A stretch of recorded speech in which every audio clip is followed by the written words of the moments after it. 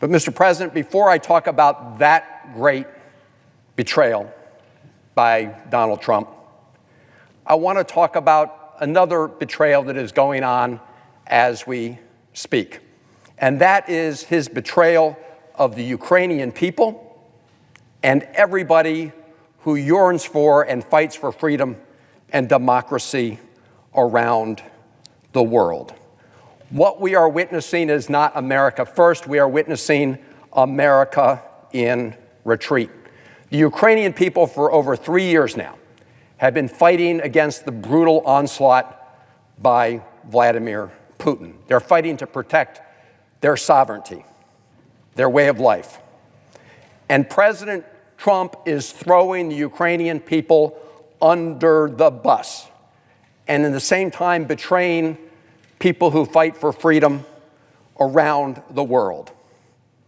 You know, Donald Trump likes to pick on people he perceives as weaker.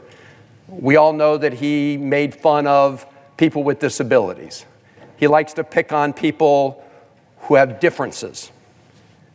But when it comes to other bullies, he is a weak person. He backs down. And that is what we are witnessing with respect to Vladimir Putin. Donald Trump is backing down. In fact, he just today blamed the Ukrainians and President Zelensky for Putin's attack on the Ukrainian people. In fact, he called President Zelensky, a dictator, when it's Vladimir Putin that is the dictator and launched the assault on the Ukrainian people. We should all be ashamed.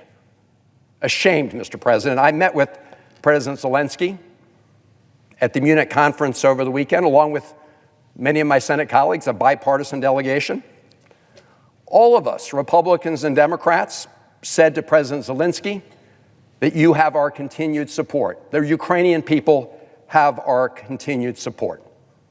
But at that same conference, we saw Vice President Vance not even talk about the threat from Putin and our support for the Ukrainian people. In fact, we heard him lecture the people from Europe and others around the world gathered at that conference about their, quote, weak democracy, and said that really what they needed to do was kowtow to the farthest right parties in Germany, neo-fascist parties in Germany. And then after saying that, he went out and met with them. That is now the United States foreign policy in action. And all of us on a bipartisan basis should be standing up and saying that that's wrong. You had the Secretary of Treasury arrive to extort Zelensky, saying that unless you give us half of your rare mineral reserves to pay for past support, you don't get any additional support from the American people.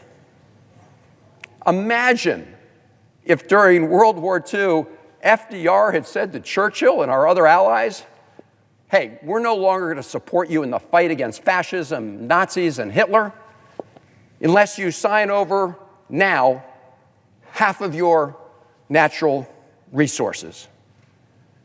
Mr. President, this is a shameful moment for the United States. We have stood up for freedom. We have stood up for democracy. We have stood up for the rule of law.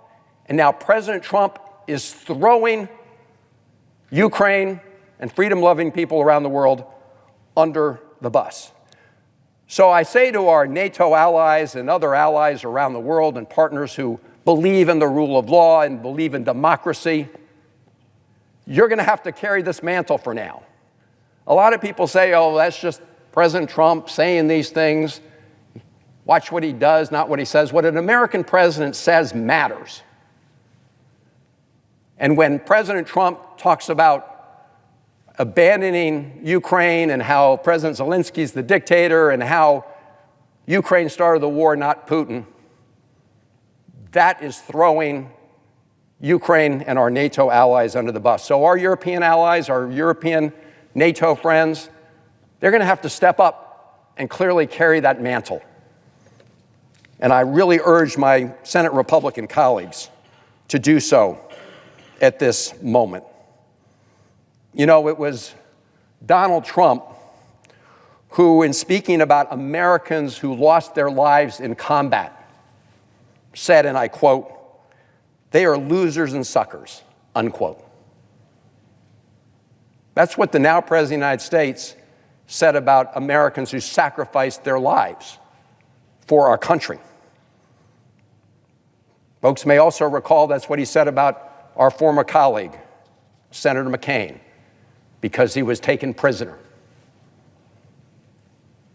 So I really hope that those in the Senate, in both parties, will stand up for the principles the United States has stood up for.